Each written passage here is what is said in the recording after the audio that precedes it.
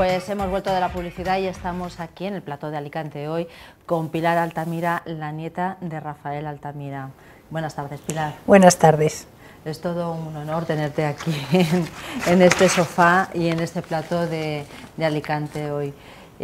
Presentaste ayer el libro Diálogos con Altamira. Sí.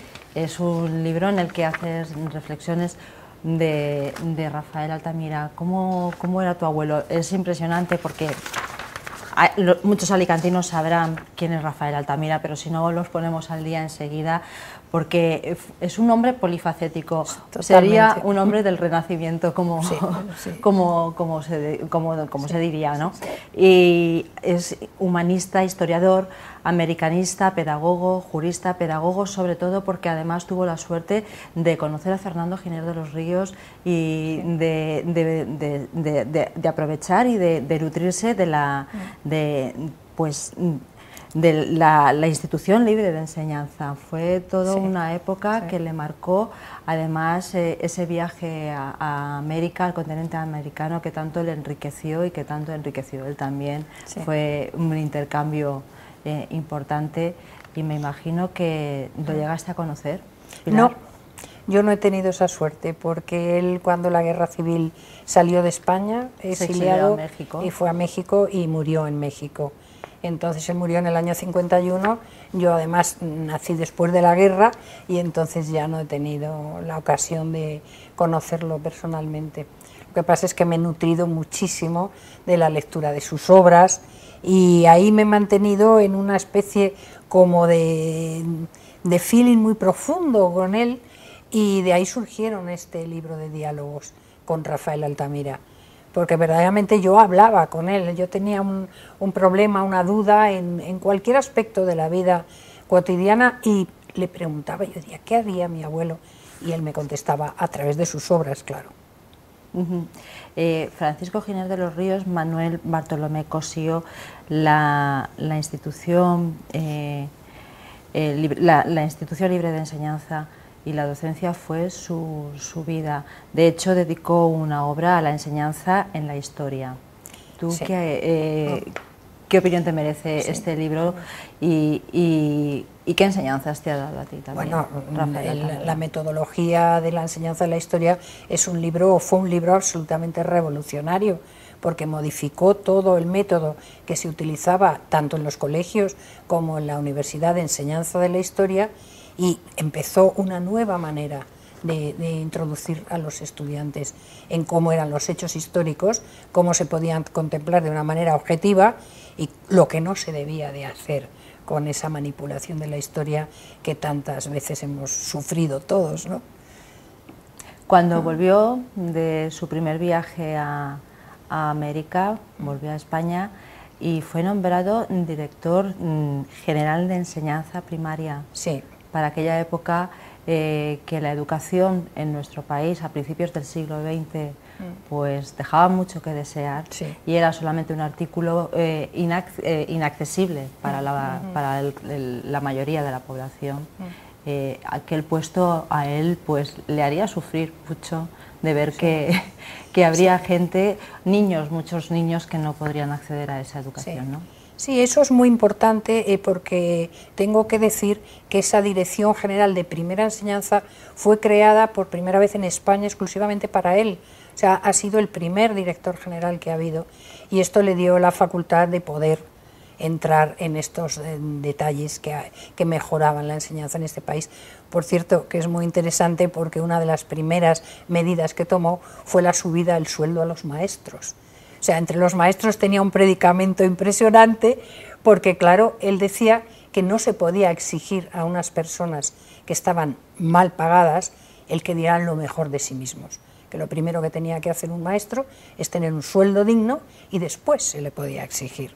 Y yo creo que esto fue una innovación social también, aparte de pedagógica, muy importante.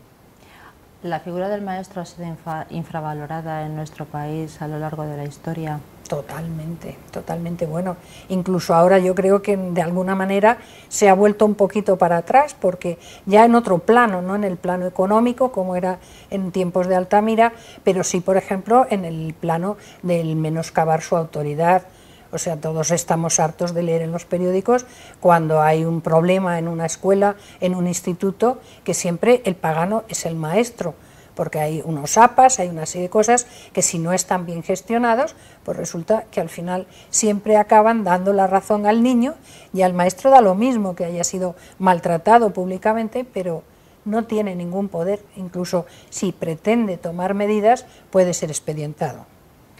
La educación también se ha visto mermada en el trato en nuestro país.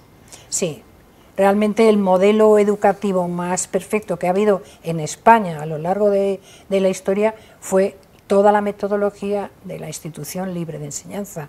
O sea, don Francisco Giner de los Ríos fue un auténtico innovador, un pionero que enseñó un nuevo método de enseñanza y además un tipo de educación en contacto con la naturaleza, fomentando el respeto, fomentando la formación básicamente más completa que se había dado nunca aquí. Por eso Rafael, cuando viene de Valencia de acabar su carrera de Derecho, se integra inmediatamente en la institución y don Francisco le toma como su ayudante y su discípulo predilecto. ¿Qué es lo que le diría a los alicantinos? ¿Piensa usted que el personaje de su abuelo está realmente reconocido en otro país, quizás siendo la figura y una figura que ha aportado tanto a la cultura de nuestro país, tendría otro tratamiento? Bueno, España ya tradicionalmente es un país que tiene muy mala memoria con sus grandes hombres, y en el caso de Rafael Altamira pues no iba a ser tan excepcional, pero concretamente en Alicante yo tengo que decir que he visto que aunque a nivel de la calle se pueda encontrar muchas personas que no tienen ni idea de quién era Rafael Altamira, pero ya en cuanto se sube uno un poco de un nivel cultural y en unas ciertas edades sí que es recordado. En una ocasión un rector de la universidad de aquí, yo le pregunté y me dijo, bueno, para nosotros, para la Universidad de Alicante, Rafael Altamira es un auténtico tótem. Es respetado, es venerado y tenido en cuenta en todo momento por todos los profesores. ¿Piensa usted que la educación ahora mismo en nuestro país ha retrocedido? ¿Contenidos, el nivel educativo que alcanzan los chavales? ¿Está fallando algo? ¿Hay sí. unos índices de fracaso escolar que ponen los pelos de punta? ¿Hay fallos? Sí. Sí, yo es un tema en el cual no me atrevería a adoctrinar nada de cuál sería la solución a este problema, pero que el problema existe es indudable. Yo lo he visto, yo tengo 6 hijos y entonces yo he estudiado también en la universidad y en el colegio, lógicamente, y yo ahora me asombro de la ignorancia que tienen en cantidad de temas. Entonces quizás es porque fue el ganar la partida a la especialización y entonces los alumnos saben mucho de un tema o mucho de otro, pero en general y concretamente en lo mío, yo soy escritora en el tema de la literatura y de la lengua española, tienen una pobreza de léxico y una falta de dominio del lenguaje que realmente da pena con una lengua tan hermosa como es el castellano, ¿no?